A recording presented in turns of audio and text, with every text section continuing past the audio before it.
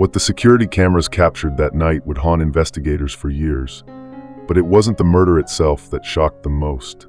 It was what happened in the 12 minutes before Isabelle Dubois opened her door to her killer. The 911 call that shattered Richmond's morning calm came at 6:43 a.m. on a Tuesday that would forever change how the neighborhood's residents viewed their manicured lawns and million-dollar gates. "There's so much blood." The housekeeper's voice trembled through the dispatch line, her French accent thick with terror. "Madame Isabelle, she's not moving." But Maria Gonzalez had no idea she was about to become the key witness in a case that would reveal a secret so twisted, it would change everything investigators thought they knew about the perfect marriage, the lonely housewife, and the obsessed young man next door. In the master bedroom of a Spanish-style mansion, where perfection wasn't just desired but expected, 42-year-old Isabelle Dubois lay motionless, her body bearing the brutal evidence of 37 stab wounds. What investigators initially suspected was a home invasion would soon unravel into something far more sinister. A forbidden love affair that crossed cultural boundaries and generational lines, ending in a violence so shocking it would leave seasoned detectives questioning how appearances could deceive so completely. The blood spatter patterns told a story of desperation and rage. The overturned furniture whispered of a final, frantic struggle. But it was the untouched Indian meal on the dining room table, butter chicken growing cold, naan bread still warm, that revealed the evening's true intention. This wasn't a robbery gone wrong. This was a love story that had rotted from the inside out. What investigators didn't know yet was that Isabelle had been planning her escape for weeks. The question wasn't whether she was leaving, it was whether someone else had discovered her plan first. 15 years before that blood-soaked morning, Isabelle had been a rising star in Mumbai's classical dance scene, her graceful movements capturing the hearts of audiences across India. Friends described her as extraordinary, a woman whose poise and elegance seemed to flow from some inner wellspring of beauty. She had sacrificed that promising career when she married Thomas Dubois, a tech entrepreneur whose software company would eventually be valued at over $200 million. Their wedding had been a 5-day celebration that merged French sophistication with Indian tradition, a union that seemed blessed by both cultures. She did everything that was expected of her. Her sister Priya would later tell investigators, her voice heavy with grief and regret. The perfect wife, the perfect hostess. When they moved to America, she built their entire social circle from nothing. She spoke 4 languages, could discuss art, literature, technology. She was everything Thomas needed for his business world. But success came with a price that Isabelle would pay with her life. And hidden in her laptop's encrypted files was a digital trail that would expose not just one forbidden affair, but evidence of something far more sinister. Something that would make investigators question everything they thought they knew about who the real victim was. As Thomas's business expanded globally, he traveled more than 200 days each year, leaving Isabelle increasingly isolated in their Richmond fortress. Security footage would later show her wandering through empty rooms like a ghost, preparing elaborate meals that she'd eat alone, speaking to no one for days at a time. The mansion that should have been her dream home became her beautiful prison. Madame Isabelle was alone so much, Maria Gonzalez, the housekeeper, would testify with tears in her eyes. In the beginning, she had many parties, many friends. But slowly, fewer people came. Monsieur Thomas was always gone, Singapore, Tokyo, Mumbai. She would prepare these beautiful meals and eat by herself, checking her phone constantly, hoping for his call. The loneliness was eating her alive from the inside out. Isabelle volunteered weekly at the local cultural center, teaching traditional Indian dance to children, but her smile never quite reached her eyes. She was always perfectly dressed, perfectly composed, but those who knew her well could see the cracks in her facade. "In our community, you don't discuss marital problems," the cultural center director would later explain. "You maintain dignity, solve problems quietly." None of us knew what she was going through privately. Maybe if we had asked more questions, if we had pushed past the politeness. If you're enjoying this story, kindly do us a favor and subscribe to our channel. It is free and won't cost anything, but it means the world to us. We're just a small channel trying to grow. Thank you, and back to the video. 3 doors down from the Dubois residence lived the Odegaard family, whose 19-year-old son Francis would become inextricably linked to Isabelle's fate. Francis was handsome, talented, and deeply unsatisfied with his privileged life. His black and white photography won local awards, but his images captured something that should have been a warning sign: urban isolation, empty spaces, the loneliness that permeated modern life. Francis was different, his closest friend would later testify. While everyone else was playing video games or talking about parties, he was into photography and foreign films. His dad wanted him to study business, but Francis was an artist. That tension at home was constant. He felt like nobody understood him. After high school, Francis deferred college to pursue photography, much to his father's disappointment. With divorced parents and a fractured home life, he lacked the stability and validation he craved. His film professor noted the maturity in his work, but also something melancholic that should have raised concerns.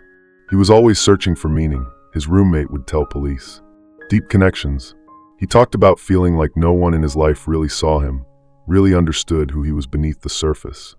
While Isabelle stood alone in her kitchen preparing elaborate meals no one would eat, Francis spent hours in his darkroom developing photographs few people would see.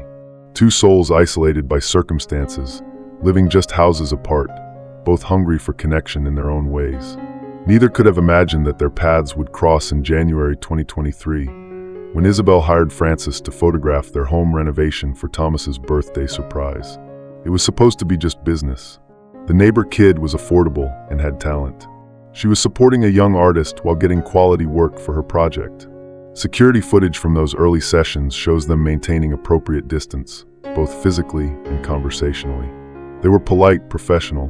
No one watching would suspect what was coming. But there was something else those cameras captured. Something that wouldn't make sense until weeks later when police discovered Francis's deleted browser history and the shocking truth about why he'd really sought out that photography job. The home renovation photography sessions started in January with proper formality. Isabelle would prepare the rooms, and Francis would arrive with his equipment, photographing architectural details and design elements for what was supposed to be a surprise coffee table book for Thomas. 3 one-hour sessions were initially booked, but by February, a dangerous pattern emerged. Francis's visits extended from 1 hour to 2, then 3. Security cameras captured them reviewing photos together, sitting at first with professional distance between them on the living room sofa, pointing at images on Francis's laptop. The space between them began to shrink, almost imperceptibly at first. "I noticed she started preparing food when he was coming," Maria later told detectives. "Not just snacks, but traditional Indian dishes that took hours to make. She said he was interested in Indian culture, but the way she arranged everything, it was different from how she served other visitors." Text messages recovered from their phones revealed the gradual shift in their relationship. Initially, the messages were strictly about scheduling and photography details. But by mid-February, they began discussing Indian cinema, art, culture, topics that Thomas had long since dismissed as unimportant to his business-focused life. "If you truly want to understand our cinema, you must start with Ray's Apu trilogy," Isabelle texted. "The cinematography will speak to you as an artist." Francis responded immediately, "I'll watch anything you recommend. Your perspective is fascinating to me."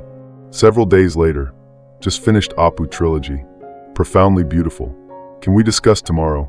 For Isabelle, Francis represented both a connection to American culture and an appreciative audience for her heritage, something her husband had long since taken for granted.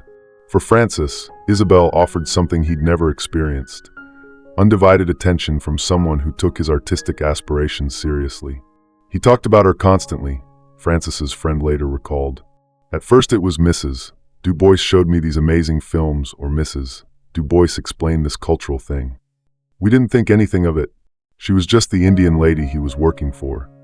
Dr. Emily Lawson, a forensic psychologist who would later analyze the relationship, explained, "What we see in these early interactions is a textbook case of two emotionally vulnerable people filling voids in each other's lives."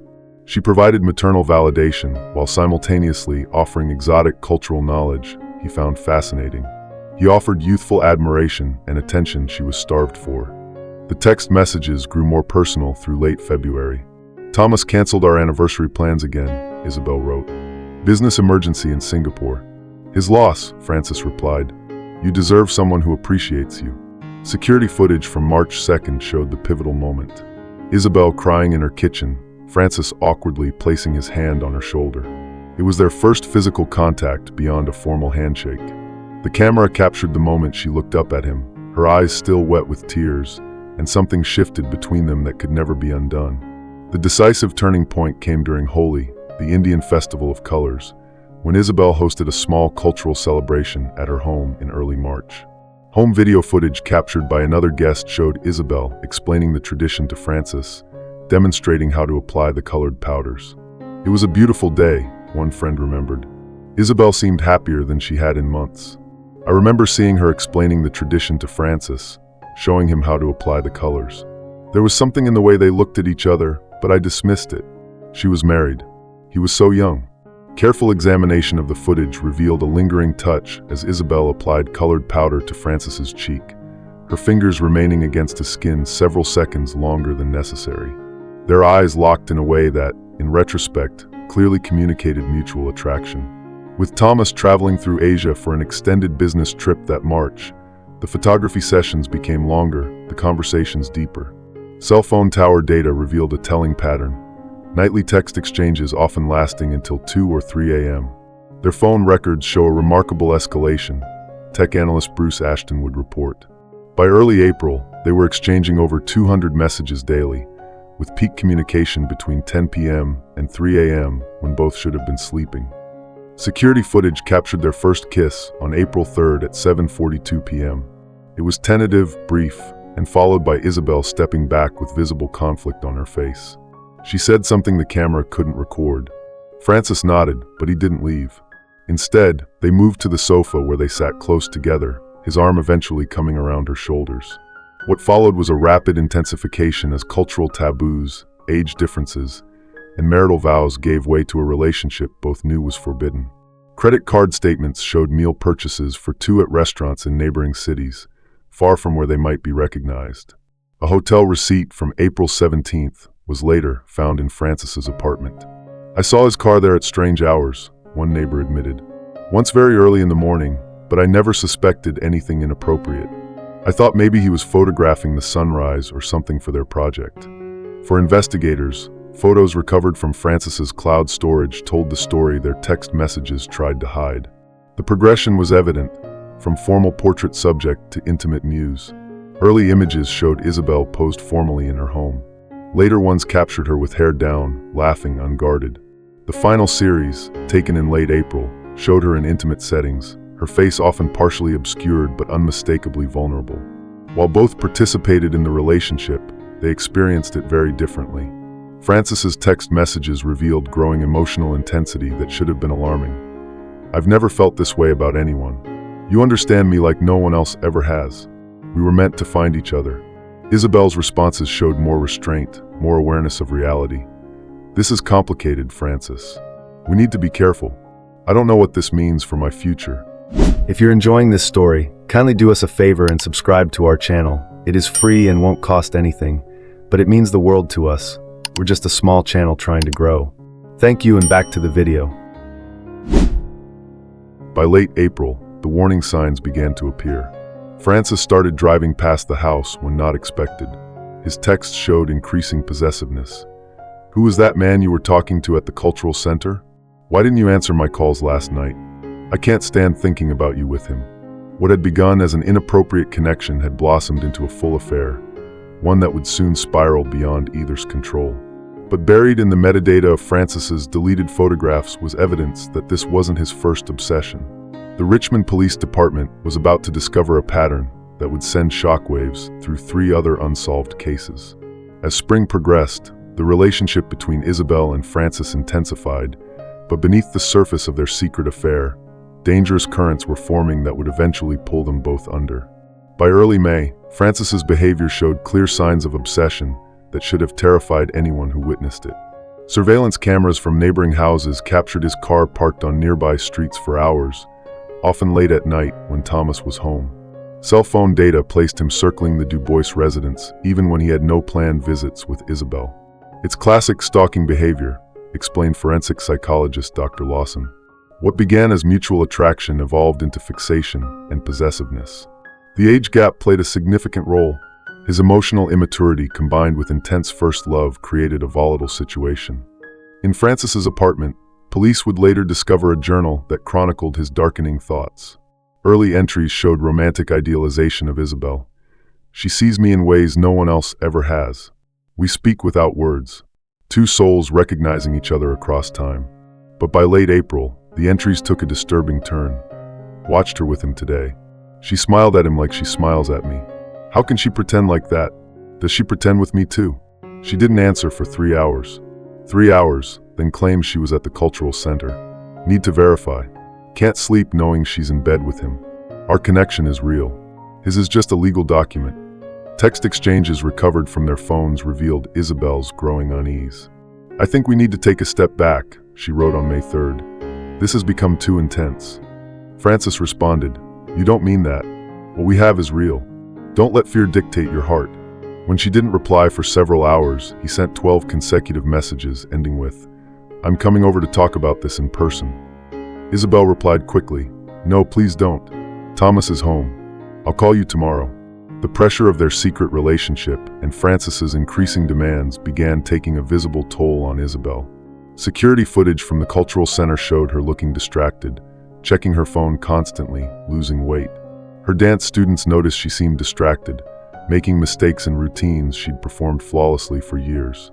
On May 7th, surveillance cameras at a Hindu temple 20 miles from Richmond captured Isabelle entering alone, staying for over 2 hours. The temple priest later told investigators she had sought guidance without revealing specifics. She spoke of making a terrible mistake, he recalled, something that dishonored her marriage and family. She asked about atonement, about starting fresh. She was very emotional, crying as she left. What Isabelle didn't know was that Francis had followed her. Parking lot cameras showed him watching from his car as she entered and exited the temple. His journal entry that night read, She's trying to erase me, seeking permission from her gods to pretend we never happened. I won't be erased. The next morning, Isabelle received a text that chilled her. Did you find the answers you were looking for at the temple yesterday? Did your gods tell you it's okay to throw away what we have? Her response came hours later. You followed me. Francis, this isn't healthy for either of us. We need to stop. His reply, We're past the point of stopping. You know that. What Isabelle didn't know was that Francis had been inside her house the night before, while she and Thomas slept upstairs. The smart home system had recorded an entry at 2:47 a.m. that police would later discover was no glitch. Bank records showed Isabelle withdrew $5,000 cash the following day, an unusually large amount for her.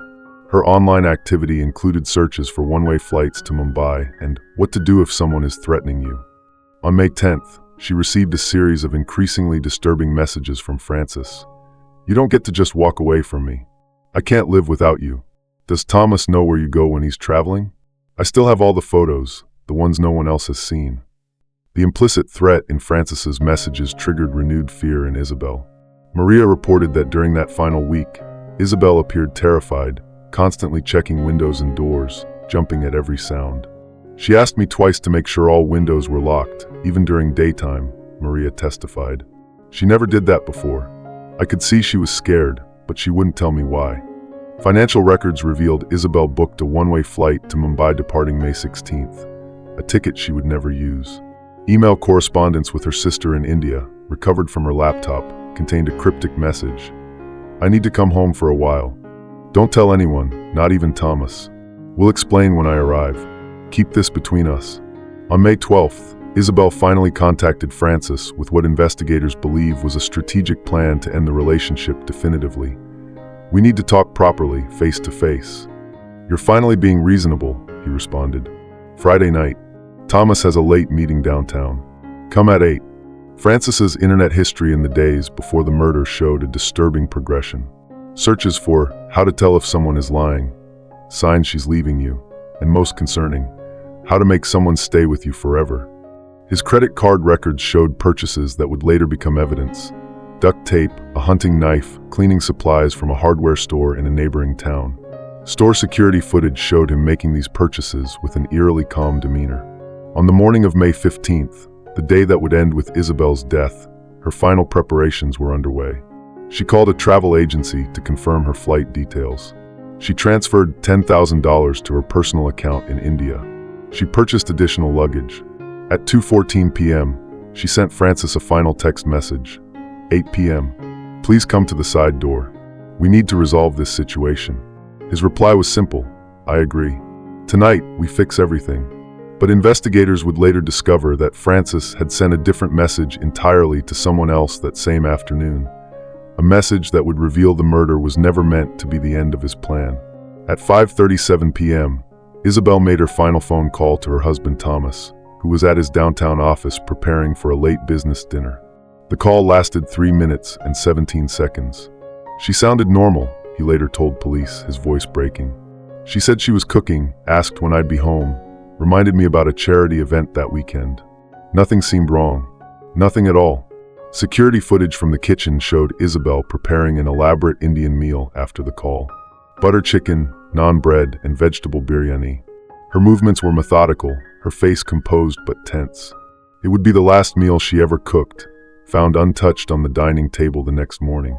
The evening of May 15, 2023, began with an elaborate Indian dinner prepared by Isabelle. Butter chicken, naan bread, and vegetable biryani.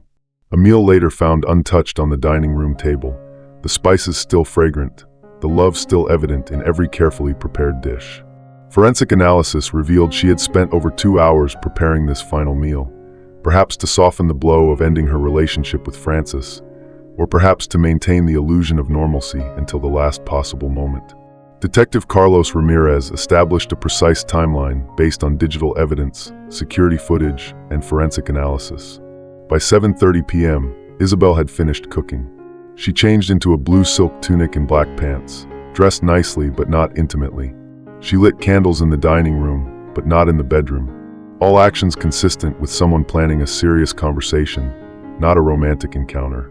Neighborhood security cameras captured Francis's calculated approach. Rather than parking in the Dubois driveway as he typically did for his photography sessions, he parked his car 3 blocks away and approached on foot, keeping to shadows between street lights. This behavior suggests premeditation, noted the prosecutor during the trial. Not a crime of passion, as the defense would later claim. At 8:02 p.m., the Ring doorbell recorded Francis arriving at the side entrance. He looked directly at the camera, his expression unsettlingly calm. The smart home system logged the door unlocking at 8:03 p.m., followed by light activations in the entryway and dining room. At 8:05 p.m., the house's sound system began playing classical Indian music, gradually increasing in volume over the next hour. Tech analyst Bruce Ashton reconstructed movements throughout the house using the Dubois family's integrated smart home technology. Their home was fully automated, Ashton explained, creating a digital record of every movement. We tracked motion through different rooms, light switches being activated, even water usage. Based on physical evidence and digital forensics, investigators reconstructed what likely happened. The evening began in the dining room. Wine glasses showed both their DNA, and both had consumed small amounts, but the food remained untouched, suggesting the conversation turned serious immediately. At 8:37 p.m., the smart speaker recorded a voice command. "Alexa, volume 10, likely to mask raised voices." An elderly neighbor reported hearing an argument around this time. "I heard raised voices, a man and woman. Then suddenly, the music became very loud. I almost called to complain, but didn't want to interfere." If you're enjoying this story, kindly do us a favor and subscribe to our channel. It is free and won't cost anything, but it means the world to us. We're just a small channel trying to grow. Thank you, and back to the video. Forensic analysis showed the confrontation moved from the dining room to the living room. Blood spatter analysis indicated the first physical assault occurred near the fireplace at approximately 8:45 p.m. A broken wine glass and overturned coffee table spoke to the sudden violence that erupted. The blood evidence tells the story of Isabelle trying to escape, explained forensic blood analyst Dr. Sarah Phillips. Initial droplets in the living room, then a trail leading through the hallway toward the master bedroom. The pattern suggests she was already wounded, but still able to flee. Smart home data showed the bedroom door closing and locking at 8:52 p.m. Isabelle had managed to temporarily barricade herself, likely using her phone to call for help. Phone records showed an attempted 911 call at 8:53 p.m. that disconnected after 3 seconds. The bedroom door showed clear damage from being forced open. Based on wood splinter analysis, significant force was used, the forensic expert testified. Shoulder strikes or kicking that finally breached the door at approximately 8:57 p.m. What happened in that bedroom would only be pieced together through forensic evidence. The level of violence was extreme and deeply personal. Mrs. Dubois suffered 37 stab wounds, testified the medical examiner, primarily to the chest and neck. The overkill nature of the attack suggests extreme emotional rage, not just a desire to kill. The murder weapon came from the Dubois kitchen, a chef's knife from an expensive set that had been a wedding gift from Isabelle's parents. There's something particularly tragic about that detail, noted the prosecutor during the trial. After the murder, smart home data showed shower water activating in the master bathroom at 9:47 p.m., running for approximately 12 minutes. Francis attempted to clean himself using Isabelle's shower, trying to wash blood from his clothes. He placed some items in the garbage disposal, which jammed the mechanism, another critical mistake. Between 10 p.m. and 10:25 p.m., activity throughout the house suggested an attempt to stage a robbery. Jewelry boxes were emptied, drawers pulled out, and electronics moved but not taken. The staging was amateurish, Detective Ramirez explained. Valuable electronics were untouched. The most expensive jewelry pieces were still present, just scattered about. At 10:28 p.m., the home security system was activated from outside, something only someone familiar with the house would know to do. Neighborhood cameras captured Francis leaving the area on foot at 10:32 p.m., taking a different route back to his car than the one he'd arrived on. His fitness tracker recorded his heart rate throughout the incident, peaking at 174 BPM during the estimated time of the attack, then gradually lowering to 128 BPM as he left the scene. Still elevated, but indicating he was calming down, noted the tech analyst. The data contradicts the defense claim of panic or blackout. Isabelle's body remained undiscovered until 6:15 a.m. the following morning, when Maria arrived for regular cleaning.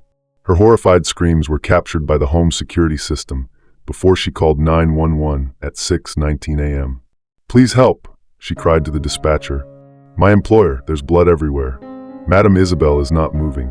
First responders arrived at 6:27 a.m., confirming what was immediately apparent, a brutal homicide. Veteran officers described it as one of the most violent crime scenes they'd encountered. Despite Francis's attempts to clean the scene, he left numerous evidence traces that quickly led investigators to him. A partial fingerprint in blood on a light switch, DNA under Isabelle's fingernails from her defensive wounds, shoe prints in blood that matched his size and brand. Most damning was digital evidence from the smart home system, data that Francis hadn't considered when planning the murder. The technology that had silently witnessed their affair also witnessed its brutal conclusion. And hidden in that data was something that would turn the entire case upside down. Evidence that Isabelle had been recording everything, building a case of her own, preparing to expose a truth that was worth killing for. Within hours of processing the scene, we knew this wasn't a random home invasion, Detective Ramirez stated. And by the end of that first day, all evidence pointed directly to Francis Odegaard. But what they discovered on day 2 would make them question everything they thought they knew about who was hunting whom. As the investigation into Isabelle's murder rapidly accelerated, Francis's digital footprint became his undoing. His devices contained overwhelming evidence, thousands of messages, photos, and journal entries documenting his obsession. Despite attempts to delete communications, forensic technicians recovered everything. His phone and laptop were a prosecutor's dream, said District Attorney Eleanor Mitchell. We had the full progression from attraction to obsession to premeditation. He'd even installed tracking software on her phone during their relationship, allowing him to monitor her movements. Police located Francis at his apartment the morning after the murder. Body cam footage showed officers approaching his door at 10:17 a.m. on May 17th. What struck detectives immediately was his eerie calm. He was editing photographs on his computer when they arrived, images of Isabelle taken weeks earlier. The initial interrogation revealed a disturbing disconnect between his actions and emotional response. "Do you know why you're here today, Francis?" the detective asked. "I assume it's about Isabelle," he replied, his voice flat, almost disinterested. Over the next 6 hours of questioning, Francis maintained this unnatural composure, speaking about the murder as if describing a film he'd watched. When presented with evidence, he simply nodded. "She was going to leave," he finally explained. "I couldn't let that happen. We were meant to be together forever." But when detectives asked him about the insurance policy he'd researched online and the fake identity documents found in his apartment, Francis went silent. Because the truth was, Isabelle's murder was supposed to be just the beginning. Court-ordered psychological evaluation diagnosed Francis with narcissistic personality disorder with obsessive features. He showed classic signs of pathological narcissism, testified Dr. Robert Kerman. Complete lack of empathy, inability to regulate emotions when rejected, and a belief that his needs superseded all moral and legal boundaries. The case ignited a media frenzy, with headlines highlighting the cultural dimensions. Indian immigrant's American dream ends in nightmare. Cultural isolation and forbidden love lead to murder. Two worlds collide with deadly results. Television crews camped outside the courthouse for what would become Richmond's most high-profile murder trial of 2023. The 6-week trial featured damning testimony from digital forensics experts, psychologists, and neighbors who had witnessed the relationship's progression. Francis's own journal became the prosecution's most powerful evidence, with entries read aloud detailing his growing obsession and murder fantasies. If you're enjoying this story, kindly do us a favor and subscribe to our channel. It is free and won't cost anything, but it means the world to us. We're just a small channel trying to grow. Thank you, and back to the video. The defense attempted to portray Francis as a troubled young man manipulated by an older woman, but this narrative collapsed under the weight of evidence, showing his calculated pursuit and premeditation. The turning point came when prosecutors revealed what they found in Francis's storage unit. Items that proved Isabelle wasn't his first victim, and Thomas wasn't supposed to be his last. The most devastating testimony came during victim impact statements. Thomas, composed but hollow-eyed, addressed the court. "I lost my wife twice. First to my own neglect, then to this man's violence. I will carry both burdens forever." Isabelle's sister spoke of cultural factors that had trapped Isabelle in her isolation. "In our culture, you don't complain. You don't air private struggles. You maintain dignity and solve problems quietly. This silence cost my sister her life." After just 4 hours of deliberation, the jury returned with a guilty verdict on charges of first-degree murder with special circumstances. Judge Miranda Hamilton sentenced Francis to life imprisonment without possibility of parole, stating, "This court has rarely seen a crime combining such calculation, obsession, and brutality." Throughout sentencing, Francis remained expressionless, showing the same eerie calm that had characterized his behavior since arrest.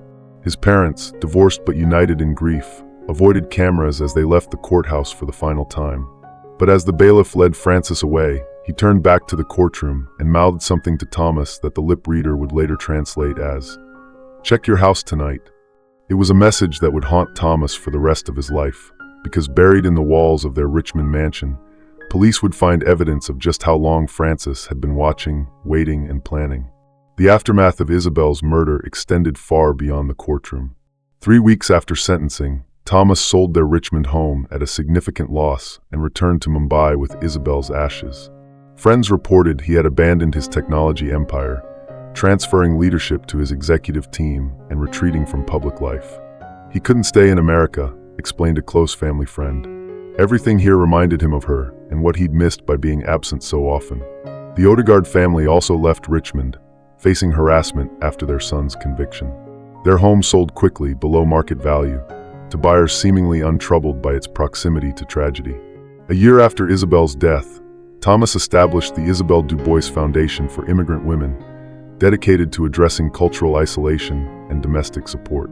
The foundation created community centers in cities with large South Asian populations, offering counseling, social connections, and resources for women struggling with cultural transition and isolation. Isabelle's story resonated deeply with our community, explained Dr. Amira Patel, cultural psychologist and foundation board member. Many immigrant women recognized themselves in her isolation, maintaining perfect appearances while suffering silently. The case prompted uncomfortable but necessary conversations within immigrant communities about the dangers of cultural silence and isolation. Community leaders organized workshops addressing mental health stigma and the importance of support networks. The warning signs were there but went unrecognized, noted Dr. Patel.